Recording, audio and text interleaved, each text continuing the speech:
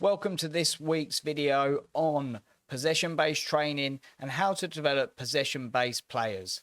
Now, what separates top-level players from the rest? It's not just skill, it's their ability to keep possession under pressure. Today, I'm going to show you exactly how to structure your training sessions to develop players who are comfortable on the ball, make smart decisions, and dominate possession. By the end of this video, you're going to have a full training session that you can take straight onto the pitch. We're also going to break down some of the biggest mistakes that coaches make when teaching possession-based play. So stick around to avoid these errors. Now, possession-based football isn't just about keeping the ball. It's about controlling the game. When young players learn how to receive, pass, move effectively, they gain more confidence, they stay calm under pressure, and they'll become much more effective in real match situations. But here's another problem. Loads of coaches run passing drills that don't actually develop game-realistic possession skills. Players end up just passing the ball for the sake of it, rather than understanding why they're passing, when they're passing, and how to keep possession. In this video, we're going to cover 4 key areas. Now, those key areas are first touch, control under pressure. Can they deal with the ball under pressure and use their first touch to be able to exploit a situation? Creating passing angles is number 2. We're also going to talk about building composure on the ball so they can be patient in their decision making. And then finally, we're going to go on to rondos and small-sided games so that we can make them effective with their possession play in a match type situation. Now, when you're trying to develop players that are good in possession, it's not about just training passers. We don't train passers, we're trying to train thinkers. You need the technical ability to carry out the pass, but you need to be able to make good decisions before you receive the ball, when you receive the ball, and then after you've passed the ball as well. So these are the things we're going to really try and develop in our players, in their brains with their decision making, as well as their technical ability. Now, the foundations of possession-based football is first touch under pressure. If a player's first touch is poor, everything else is going to break down. They'll lose possession, it will limit their passing options, and then ultimately it's going to put their teammates under pressure as well. So how do we improve first touch? It starts with teaching players what they need to do before the ball even arrives at their feet. I'm going to walk you through a simple drill in a minute that you can use right away, as well as some coaching points that will help players develop their first touch. Now, those coaching points, first of all, body positioning and body shape. Players should try to be side on so it opens up their body so they can see as much of the pitch as possible. This will also allow them to play forward quickly. So we have to work on body shape a lot. We have to work on scanning before we receive the ball. It's vital players are constantly checking and looking round. And you can see on the presentation there's a wing mirror. I heard this saying against a club we played against years ago. They told players to check their wing mirrors, which means they were looking left and looking right all the time, scanning all the time, which really helps them decide what their next action is going to be. Decision making in general, we have to encourage players to think ahead. Do they need to pass, dribble, turn? What is their next decision going to be before they receive the ball? And then we'll go on to it further later about, well, actually, once they pass the ball, are they considering the next person's decision as well? And then let's talk about soft and controlled touches. If your touch is too heavy, it's going to be right out of your feet. If you're soft and controlled with your touch, you'll be able to manipulate the ball so you'll then be able to carry out your next action. And it's about being able to manipulate the ball with the sole of your foot, the inside, outside of your foot, your laces, with both feet, different parts of the body. Things like this are what players need to really, really work on all the time. A good first touch will give a player more time and more options. A bad first touch is going to force them into pressure. Now, here's a little session on we call receiving squares. Now, this session, you're going to set out on an area that you've got available.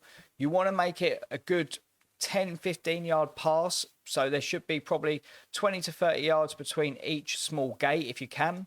Small square, sorry. So there's 5 small squares in this picture. They're about 5 yards wide. And that means each player in that square has got enough space to move to receive the ball a little bit, but then it's going to test their first touch when they're trying to take it out of the area. You split the group into two sets, 1 player in each square, and then the players who are not in the squares have a football each. If you've got 10 players, you need 5 squares, 12 players, 6 squares, etc., etc.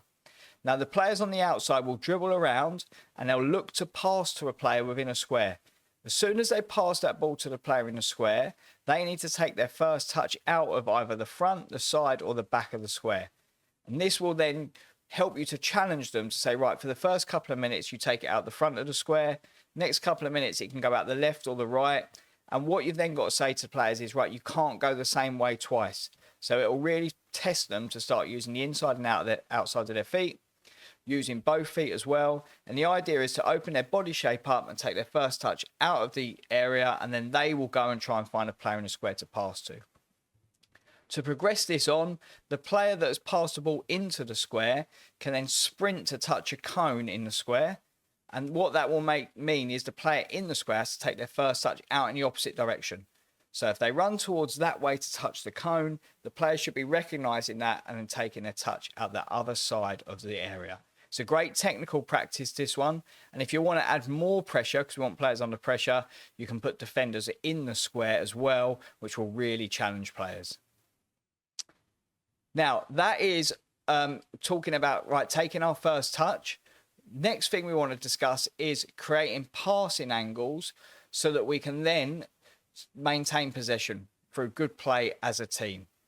Now, once they've got this first touch right, it's about how they support their teammates in possession, because keeping possession is not just an individual thing, it's a team effort.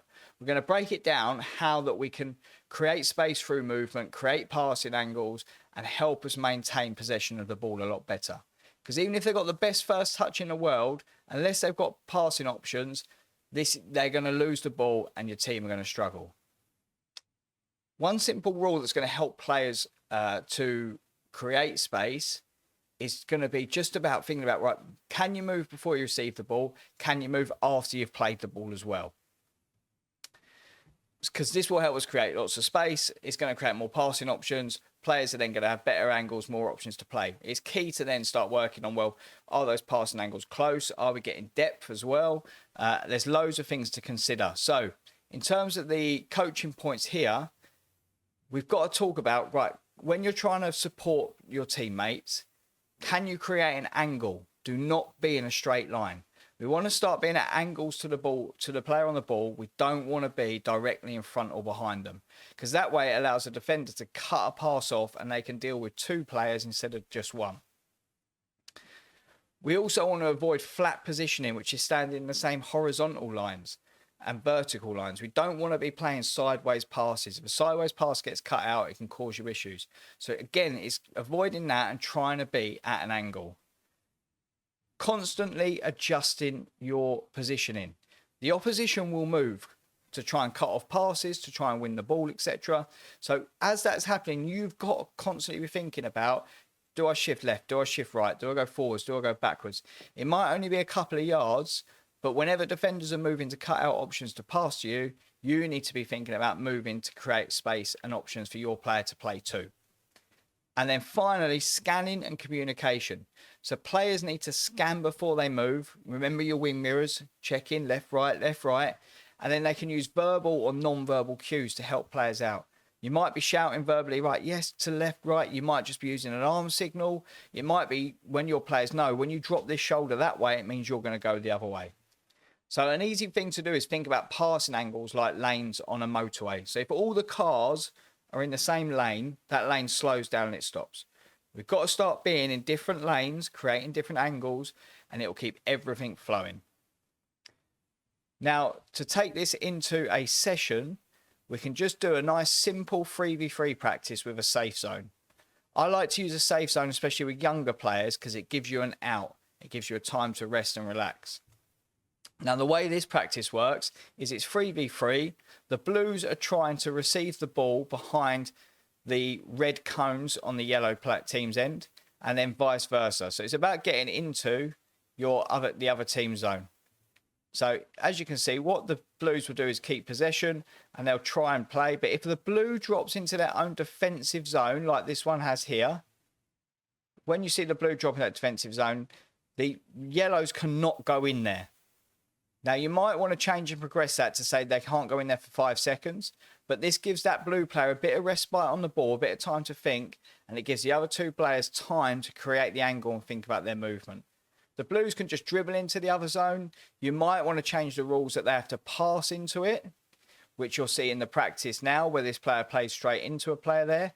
You might even want to make it harder and say you can only pass into the zone for the player to run in to receive it. They can't be in the zone before the pass is played. But by having this little bit of a safe zone, if they want to use it, it allows, like I said, players to think about their movement, to constantly adjust, and they're under a little less pressure when the ball is being played, and they can think about their movement a lot more. So give this one a try. If you want to take the safe zones out, you can, but it just gives players that little bit of thinking time. Right, moving on now to common mistakes that harm possession play.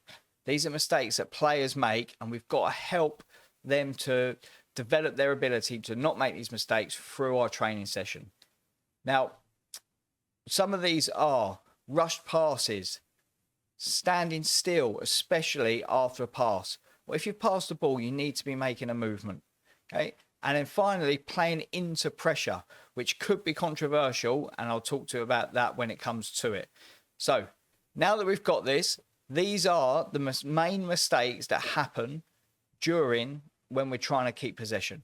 So let's go on to them one at a time. Rushed passes. So rushed passes, there's a number of different solutions, which we've talked about already. The first one is teach them to scan before they receive the ball.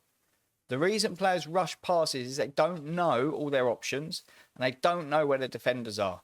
So players that can scan a lot will have a better picture of what's going on around them, and they've got a better chance of keeping the ball. Number 2, slow the game down.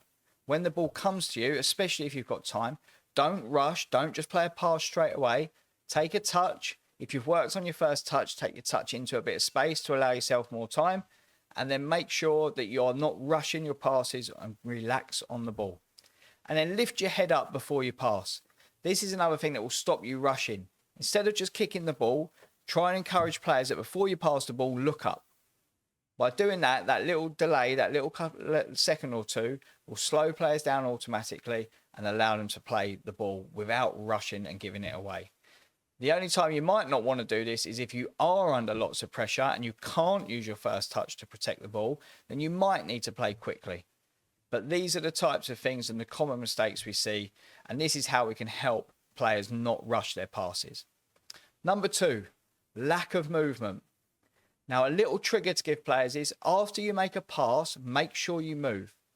Don't stand still. And move doesn't mean you've got to run 10, 20 yards. Move might be just 3, 4 yards to the side. Because as you pass that ball, the defender normally knows where you are. As the defender presses someone else, they're normally going to try and cut off the pass back to you. So it's just little slight movements that gives the player who's receiving the ball the option to then play to someone if they need to.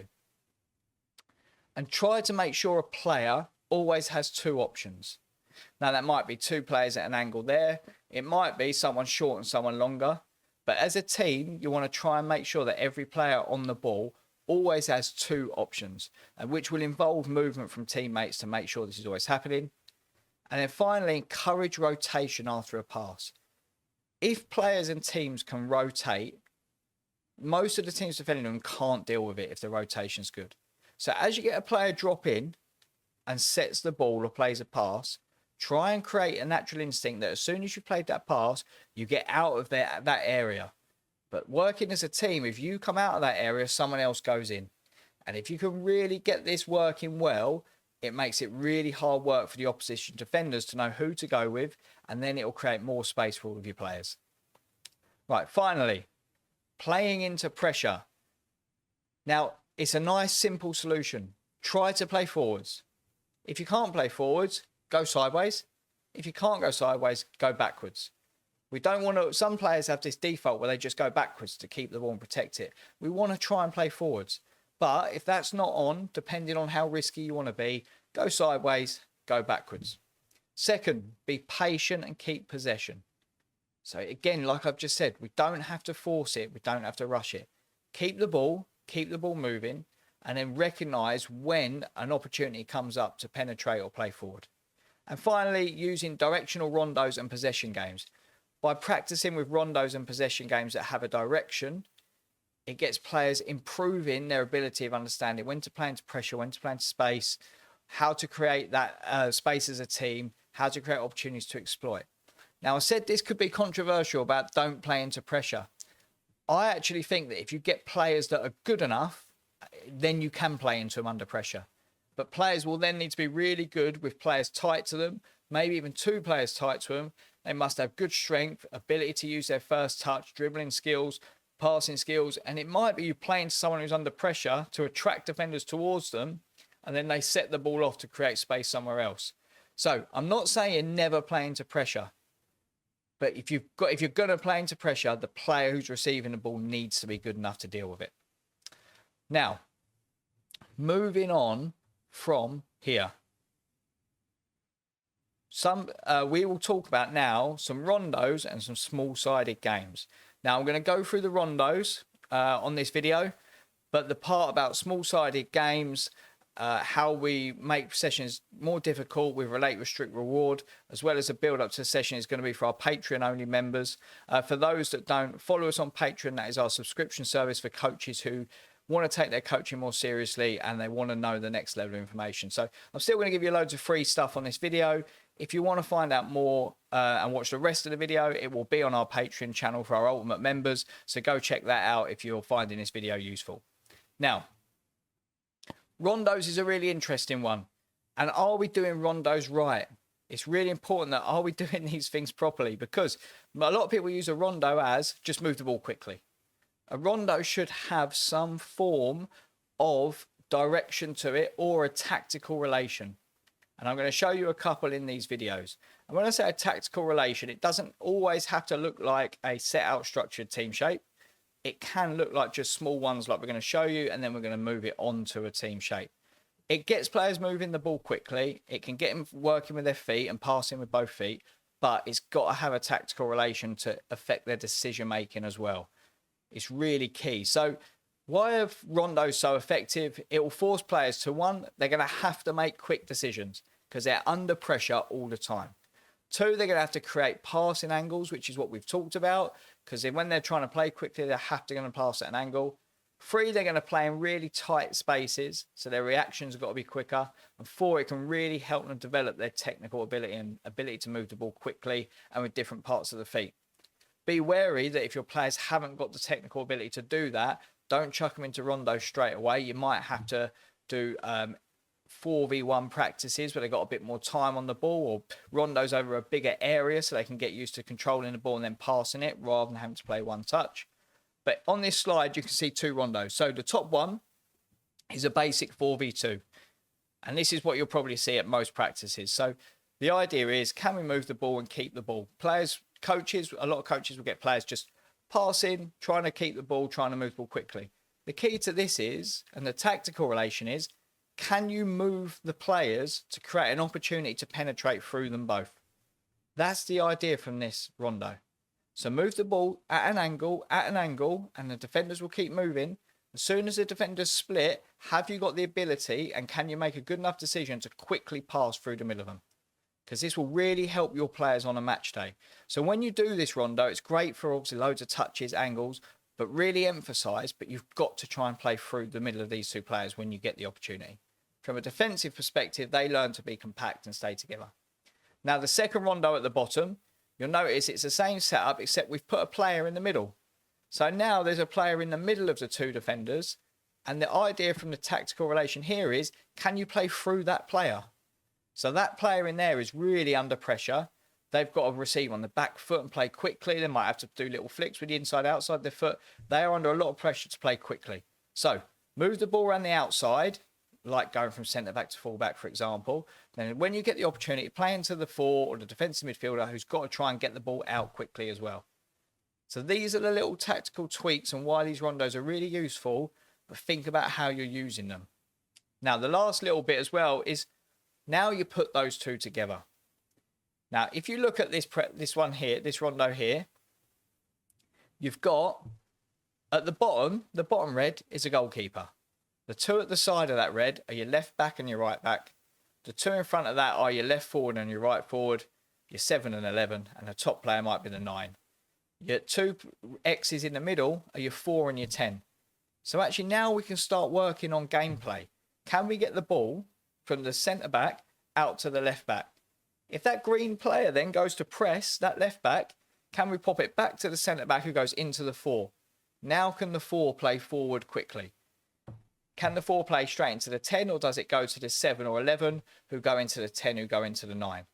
So putting these 2 together, you're still getting, you've got to move the ball quickly. You're creating angles. You're under pressure. It'll work your technical bits. Use your left foot, use your right foot, inside and outside of your feet, all parts of your feet. Can the players in the middle react when really tight areas under pressure? But now, can we start patterns? Can we go out to the left back because they'll all shuffle across, and then can we go back and out the other side quickly because it will give us the opportunity to play forward? The key to this is an outside player can't play to another player on their line. So the left back can't play to the left forward. The right back can't play to the right forward. But obviously they can play to the players at the bottom and the top of the area. So that's how you use rondos. Now, for the rest of the video, we've got another 6, 7, 8 slides. Okay, what we'll do is they will go on our Patreon channel. Like I said, anyone that wants to see the Patreon channel, sign up, TSC Coaches Club on Patreon. Go and have a look. All our Ultimate members can get copies of this and see the rest of the video. And I'm just going to carry on. Thanks for watching. Hopefully the stuff we've given you so far has been useful. For Ultimate members, obviously, we're going to carry on. What I will say for those that don't want to go a bit further, we have free resources for TSC's Coach Club on YouTube, Facebook, Instagram, TikTok, X, and we have our Grassroots to Greatness podcast on Spotify and Apple Podcasts. And as mentioned as well, if you want to take your coaching to the next level, become a member on our subscription service on Patreon. There's loads more content, loads more tips, and we send you a full session plan, which is about 5 or 6 pages long each week with loads of detail within it. So we do all your session planning for you, which you can take away, try it out, adjust it if you need to. But hopefully we'll see some of you on Patreon. Thank you very much. And for Ultimate members, this video is going to carry on now.